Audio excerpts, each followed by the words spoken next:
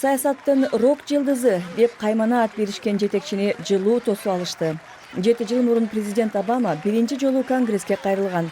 Эми Обаманын саясатына каршы турган саясатчылар президенттин Конгресстеги акыркы кайрылуусунда жетекчини кол чаап тосушту. Конгресстеги акыркы кайрылуумду кыскараак кылганга аракеттенем. Кайрылуусунда президент өзүнүн саясатын жактап, мусулмандарды АКШга киргизбеш керек деген пикирин билдирген президенттикке талапкер Дональд Трамптын сөзүн сынга алды. When politicians insult Muslims, whether abroad or our fellow citizens, Саясатчылар жергиликтүү же чет өлкөдөн келген мусулмандарды кемсинтип, мечиттер талкаланса, андан АКШ коопсуз өлкө болуп калбайт.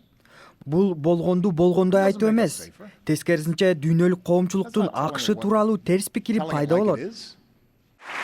Ошондой эле Обама быйыл өздөрүн ислам мамлекети деп атаган топко каршы аскерлерин чет өлкөдө колдонуу маселесин көтөрдү. authorize the use of military force against ISIL. Take a vote. Анын айтымында АКШ экстремисттик топко каршы күрөшүн улантат жана террористтик топ менен алып урушуп жаткан мамлекеттерге көмөк көрсөтөт.